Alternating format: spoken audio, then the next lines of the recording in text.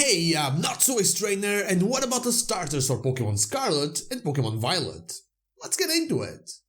Well, I know what you're thinking. This should have been my first video about Gen 9, but I had so many ideas that I just wanted to make as much of them as possible and kind of forgot about the obvious. What are Sprigatito, Fuecoco and Quaxly inspired by? I kind of brushed over this topic when I did my first trailer analysis, but as time goes by and you research a little bit more, you start to realize that maybe you should talk a little bit more about the topic, and because of that, here's the video. Also, remember, this is nothing more than my own interpretation on their designs, their names, and what they could be based on, so let me know yours in the comments down below.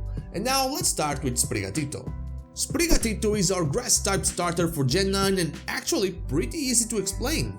Simply judging its name, we get most of the information we need. Spriggatito is a mix of Sprig and Gatito, which means kitten in Spanish.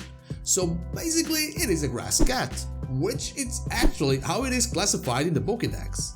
Still, I believe that the extra fluffiness around its neck and head implied that the Iberian lynx was also present in its design and might become more apparent as it evolves. The Iberian lynx is one of the most iconic animals of the Iberian Peninsula, and lynxes have a lot of myth around them from various cultures around the world, but they all seem to have one thing in common. The lynx kind of has psychic powers, so maybe Spriggatito will go from grass cat to grass psychic lynx as it evolves. Next we have the Firestarter for Gen 9, Fuecoco. Again, we can start by checking its name. Fuecoco is a mix of fuego, which means fire in Spanish, and cocodrilo, which means crocodile in Spanish. It could also be a mix of fuego and coco, a Portuguese and Galician myth of basically a kind of boogeyman with a big head, which Fuecoco kinda has, La Coca, the female version and usually depicted as a dragon/crocodile-like being, and La Cucafera, the Catalonia version. I would actually argue that it is a play on both of them. If we look at Fuecoco, what jumps out to us is its ghost-like white face, which implies that it is probably based on something with ghost-like qualities. Its clear resemblance to a crocodile, and those strange yellow cheese slices on its belly and tail that almost seem like they are gluing them together, just as if it was a costume. If you don't really like that idea though, there's another one. The Legend of the Dracna Coca, or Crocodile of Coca. Long story short, there was a crocodile that people thought was a dragon, that was terrorizing the city of Palma. When it was caught, it was mummified and left on display in the museum. Only one part of its body turned to bone though, the face. So, what do dragons do? They breathe fire. And what do crocodiles do? Well, they are crocodiles. You mix both of them and you get a fire-breathing crocodile. I still believe that the first one is the one that makes the most sense, and I could see Fuecoco evolving into a fire ghost or a fire dark type.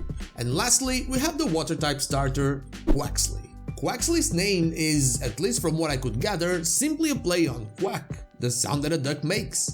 In this case, it is solely in its appearance that you'll find some hints. Looking at it, there are two things that jump out to you, and those are the blue feet and the sailor hat looking blue crest. The blue feet could be based on the blue-footed booby, which doesn't really exist in the Iberian Peninsula but exists in the Americas, which both Portuguese and Spanish sailors travel to quite often. Then, of course, we have the sailor hat looking blue crest.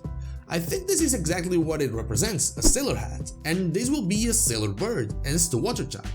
One thing that it reminds me of is the hat from Prince Henry the Navigator, which is known for kickstarting the Age of Discovering through all of the sea travels.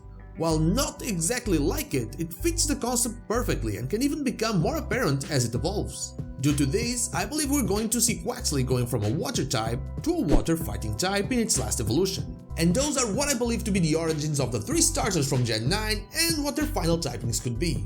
Now, I'm sure you have all of your ideas, so please tell me in the comments down below, I would love to hear them. And now, like the video if you like it, dislike if you don't, and don't forget to subscribe to the channel for more Pokemon content. And also ring the bell so you know when the next video is out. You can follow me on social media and Twitch, I stream there Wednesday to Sunday, not Saturday, or join our Discord, all the links are in the description. Thank you so much for watching, and I'll see you all on the next one.